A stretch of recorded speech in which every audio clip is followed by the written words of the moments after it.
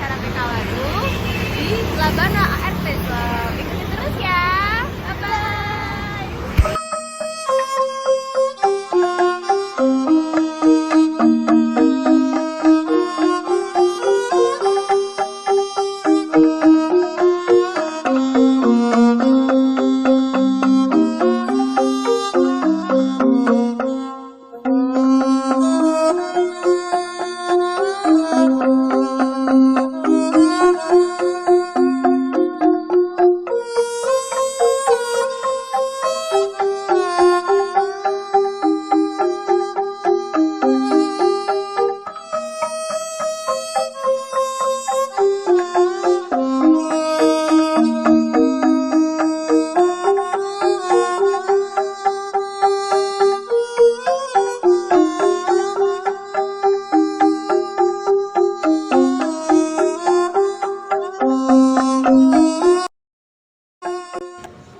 Assalamualaikum warahmatullahi wabarakatuh.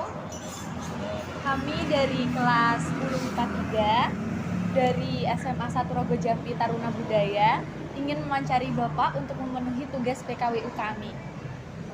Kalau boleh tahu nama Bapak siapa? Pak.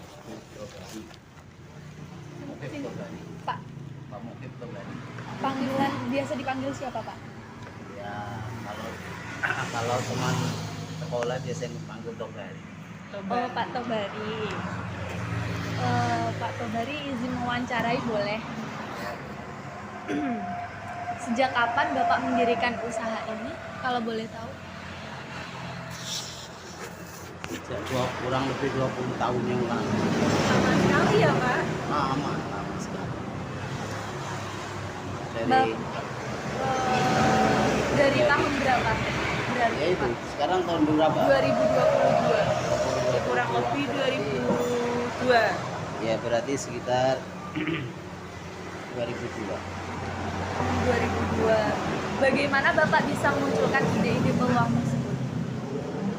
Ya sebenarnya berawal dari nggak kerja itu, jadi kita terus ada inovasi keinginan untuk bagaimana sekiranya yang ada ini bisa terbangun. Makanya saya terus awalnya itu dari limbah kayu kelapa sih. Limbah kayu kelapa saya buat ulek-ulek itu, tahu ulek? Iya. Wah, itu saya kirim Surabaya dulu pertama. Saya kirim ke Surabaya, lama-lama ada permintaan di Bali. Nah, dari Bali ini kita akan ke Bali, jadi lihat, oh gini ya. Jadi limbah itu bisa diproduksi lebih dari yang sekarang saya produksi. Makanya saya terus buat yang lain gitu, semacam. Jadi bahan saya ini berasal dari limbah semua sebenarnya. Limbah, kalau sekarang limbahnya limbah kayu jati, limbah kayu kelapa. Ya berawal dari itu. Ya alhamdulillah bisa bertahan. Makanya karena biaya operasionalnya, biaya produksinya agak murah, kita masih bisa bertahan walaupun musim-musim begini. Mau nanya, maaf ya Pak sebelumnya, berapa banyak pegawai yang dibutuhkan untuk? Ya ini, kalau sebelum COVID itu sampai 20 orang. Sebelum COVID. Setelah COVID, karena produksinya itu masih terganggu COVID itu kan, saya kirimnya ke Bali. Di Bali kan sangat ketat sekali. Sekarang ini yang kerja masih 3 orang. 3 orang. Iya, yang sekarang ini baru mulai, begitu baru mulai ada 1 bulan baru. Sudah ada permintaan dari Bali, sudah mulai ada lagi. Kalau dulunya banyak, kalau sebelum COVID itu lumayan banyak. Itu. Jadi untuk sekarang ini ya baru mulai produksi lagi. Kira-kira berapa modal usaha untuk mendirikan usaha ini? Ya tadi sudah saya omongkan tadi kan, bahan yang saya buat ini kan limbah, jadi minim sekali ya. Kita beli limbah itu 1 truk itu, kalau limbah kayu itu paling saya jual 500, antara 2 juta, terus biaya produksinya, ongkos-ongkosnya. Itu aja. Jadi untuk awalnya itu dari limbah itu, karena dari limbah itu maka biayanya agak murah. Yang penting kita inovasinya terus. Iya. Jadi ini bisa dibuat apa, ini bisa dibuat apa, itu yang penting. Berarti untuk bahan-bahannya seperti limbah Iya, tadi. limbah kayu kelapa, limbah kayu kayu jati juga. Sekarang pakai limbah kayu jati. Iya. Ini limbah saya pakai. Oh. Ini semuanya itu sampai lihat. Makanya barang saya jarang yang beraturan itu. Iya. Jarang-jarang yang beraturan. Yang ini paling kecil-kecil ya.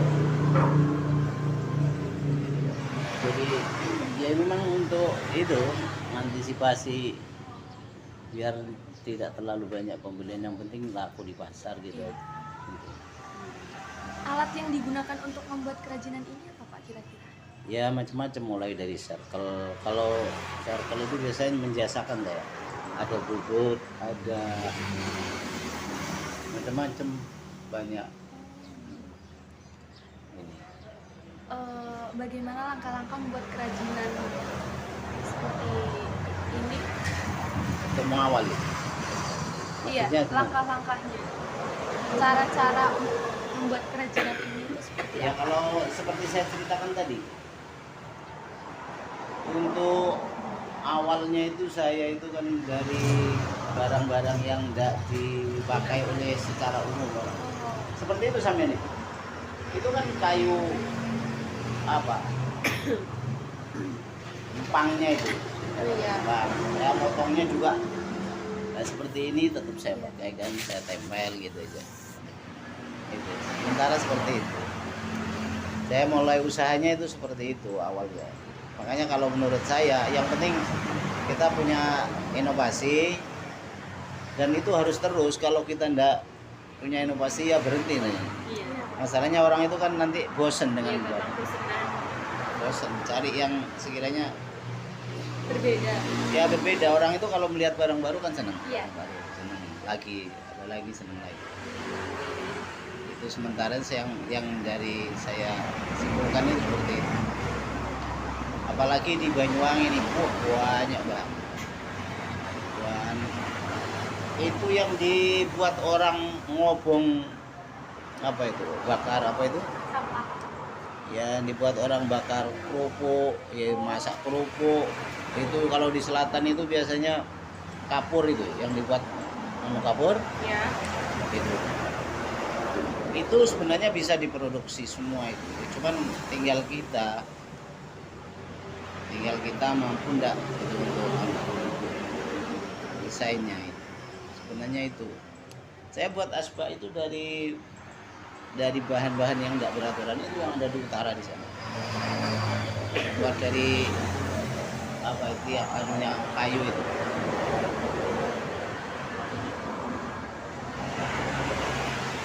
Bagaimana cara Bapak memasarkan produk-produk kerajinan ini?